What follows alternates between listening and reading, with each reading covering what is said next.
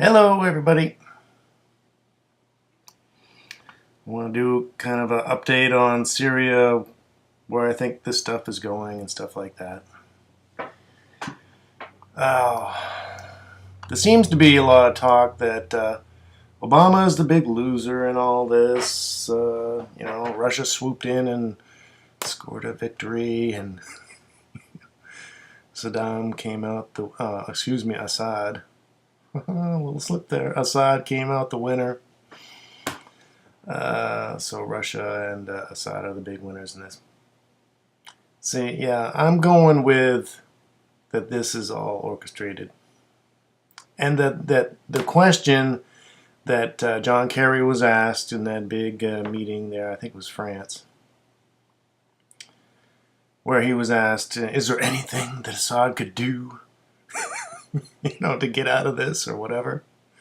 I think that question was planned and he was ready to go with an off-the-cuff remark. But he won't do that. Here's what he could do, but he won't do that.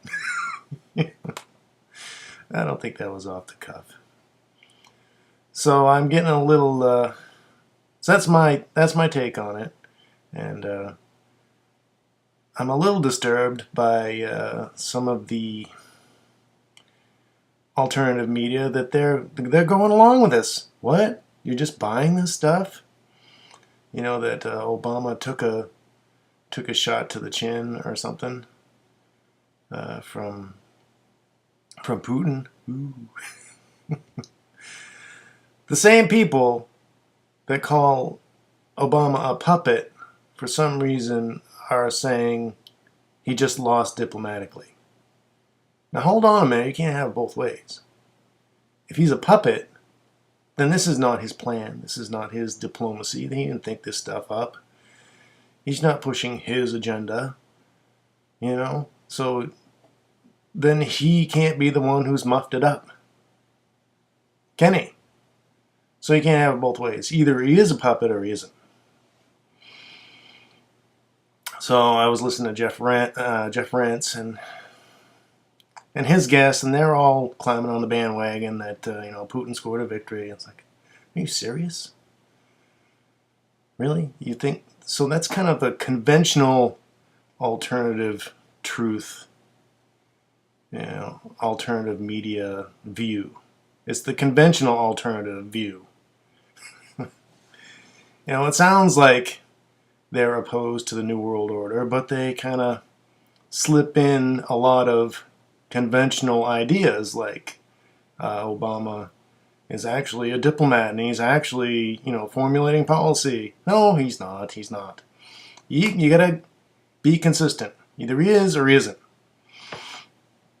So I say he is not a diplomat. He is not in control. He is not the decider. He doesn't decide whether we go to war. There's presidential powers and all that crap. Yeah, but he's not in. People are telling him what to do.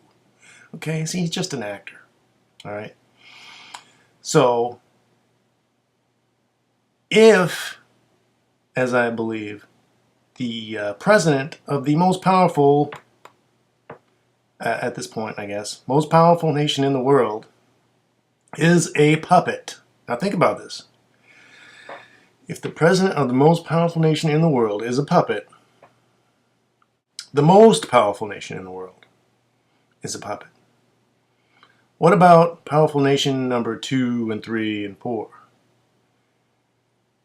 Now, if the most powerful nation in the world can be corrupted by some super sleuth cabal, I'll just use that word again, then what about Russia? Can't somehow, for some reason, can't be controlled? I mean, it's not even, and China. If you were, let's say you're the New World Order, all right? You're not going to run the world with just the USA. You can't do it. It's not possible. They would just say, F you, buddy. And, we'll be on the outs. But the thing is, we got Great Britain, we got France, and we got, I don't know. I don't know how much of Europe. Maybe some of them are independent, but I'm gonna guess that if you've got the biggest power, you're gonna want to lock up all the other bigger powers. And if you got the top 3 or 4 big powers in the world, you got the whole world in your control. Between the 3 or 4 of you, you should be able to push around the rest of the world. You know, you got the UN, and you get your veto votes or whatever. It all looks legitimate. Let's say you go into the UN and you start talking about an issue, whatever it is.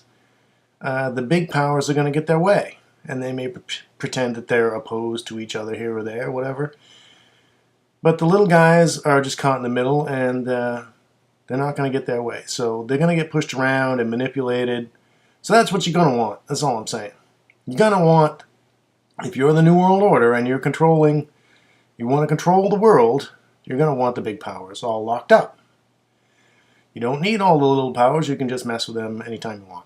You know, through even diplomatic means like the UN. You can do it. So the idea that Russia is not in their control, to me, is not legitimate. It's all of this is acting going on right now. Over Syria. Ooh. You know, Putin won a victory. That's acting to me. I was listening to... Sometimes I'll check out Chris Green, because I know he's a controlled alternative, or that's my belief anyway. Yeah, and he's right on the bandwagon, you know. He's right on the bandwagon with whatever they're saying. It's just a lot of schlock he puts out. Very conventional alternative stuff. Not doesn't think very deep. It's it's like Dabu 7. It's just to get views. It's and I don't know if Dabu 7 just gets views, but Chris Green is propaganda. He's putting out propaganda. He wants you to believe in the system that the president's mucking it up. He wants you to believe that the president has these powers, or he's actually exercising his presidential authority. He's not. He's not doing that. Well, I'll pause for a minute.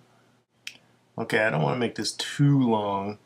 Let's see if I can whip this out, so to speak.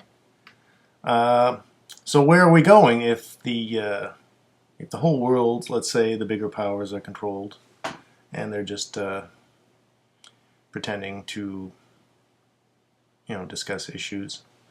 Where are we going monetarily?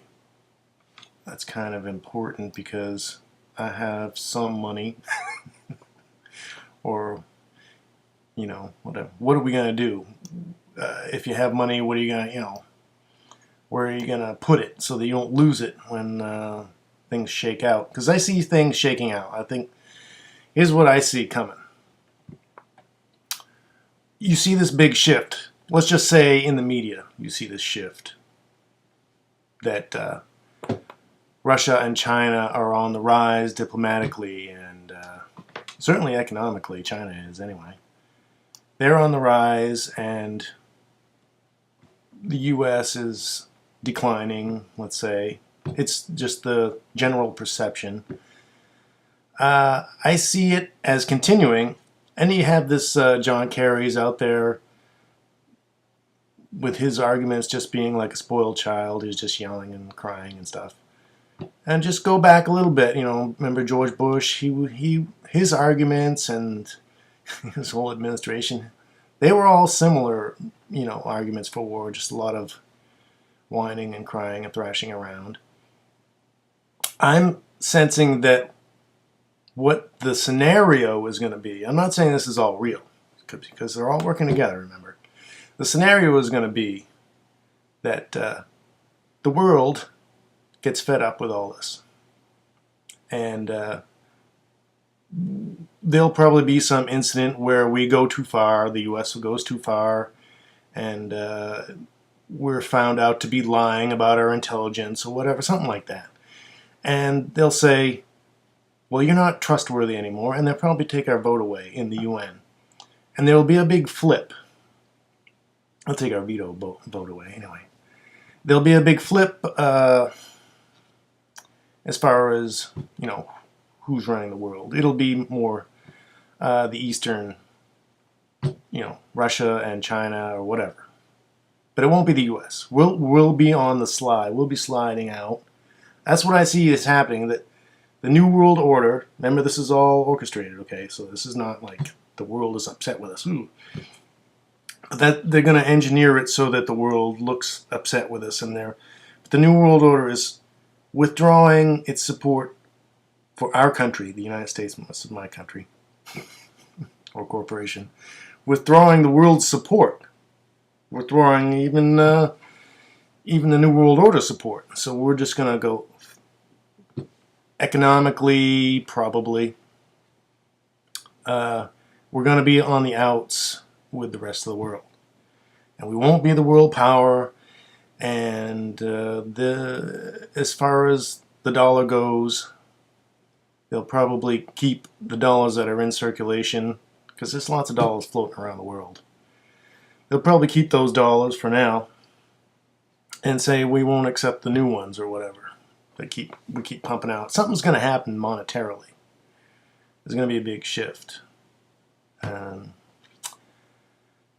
Who's that guy? Jim Willey over at goldenjackass.com. He's been saying for a couple of years that there's going to be a devalue of the U.S. dollar. I don't know if that's what's going to happen, but something's going to happen monetarily. And Karen Hudis, I think it is. She used to work for the World Bank. She got shit canned for, you know, being realistic. So, there's a great video of her, great interview, her on Greg Hunter. Greg is kind of coming at it from catastrophic standpoint, but she's just trying to get the truth out. I was like, oh, we're just it's not necessarily going to be all, you know, collapse and calamity. So this is a good interview if you want kind of a. It's not doom and gloom. You know, Greg is kind of doom and gloom in her, trying to get her to talk about doom and gloom and gold and silver and stuff. You should check this out. This is pretty cool. She's it's a little optimistic, and I like that. Karen Hudis, or Hudis, Hudes. So she's saying something's coming down the pike as far as dropping the dollar or going to SDRs or rearranging things so we're not the world currency. So you kind of want to be up on that. So check that interview out at least. Don't watch Chris Green. He's retarded. Okay, a little more support for my idea that there won't be a third world war. You know, the type that we've had before, with ships and ships and bombs all over the world and all that stuff. Remember, after the Second World War, we went into Korea and we went into Vietnam, but these were proxy wars. You know, China was supporting North Korea, okay? China and Russia, I believe. But China for sure. But we didn't go to war with China. That's a proxy war, okay? That tells you right there that we had no plan. We had no inkling, no desire at all to start up again, to do a big real deal war again. And then we went into Vietnam. Guess who was backing Vietnam? North Vietnam. Russia was. Well, Russia had nuclear weapons. They could have said, "Hey, get out of there, or we'll launch nuclear weapons at you." But they didn't do that. No. Everybody was happy to have a little proxy war. So some Americans got killed. So millions of Vietnamese got killed. Whatever. They don't care about that. Having their little wars. Little wars are good for them. You know, you can sell munitions and, work on your interrogation methods and all that stuff. So that's interesting for them. But they could have had a global nuclear war, but they didn't. So they weren't going to. And they're not going to. So the fact that Vietnam, we didn't, even though we knew that Russia was supporting North Vietnam, we didn't go to war with them. That tells you that a big world war is out of the question, okay? Is it out of the question forever? I don't know, but chances are it is. So how does this work out? There is a possibility, like I said in my last video, that there'll be some attack here in the U.S. You know, that's kind of, I think that's the way things are going to go. That's going to be, we're going to be the dumping ground. We're going to be the trouble spot, you know, starting pretty soon. You know, it was the Middle East where all the wars happened, you know, all the trouble has been going on recently. But pretty soon it's going to be us, because we're going to be on the outs, and I think we might even be a protectorate of the UN. You know, it's going to be so bad. But I don't mean doom and gloom bad, but I mean there may be you know, a biological false flag happen here and ruin what we got going on, and then corporations swoop in and buy up regions of the U.S. and there may be some UN overlord control of how we live. Maybe. I don't know. Hopefully not. But either way, I see us, the U.S. We're on the outs with, you know, at least that's the way it's going to be portrayed. Okay. I don't buy into the stuff that they're preaching in the news. That, you know, Putin has come to save Syria. They are playing good cop, bad cop, I believe, with Syria. And if Assad, if Assad gives up his chemical weapons, even as bad as they are, those are the only things, I guarantee you, the only thing that's keeping the United States from going in there. That, I believe that is why, and I always wondered this, why didn't the United States continue into Iraq in Desert Shield? Why didn't they continue in? I never understood that. And Bush Sr. said, well, we did our job, and we protected Kuwait, and we're good. We've never done that before. Stop short. Or maybe we have, I don't remember. It just didn't make any sense. But I think what it was that we knew Saddam had chemical weapons, and we didn't want a big old bloody nose by going in there, and he probably would have used them. I mean, you're turning on me, I'm just gonna, you know, use what I got, whatever I got, to keep you off my back. That's the way I see that. So after 10 years of sanctions and, you know, making it unbearable for him, he got rid of his chemical weapons and whatever else he had, so that he could maybe go along and get along, and then in we swooped. You know, we pretended like we didn't know that he had gotten rid of them, and that was the real reason that we were coming in, was his chemical weapons and biological weapons. That was the real reason.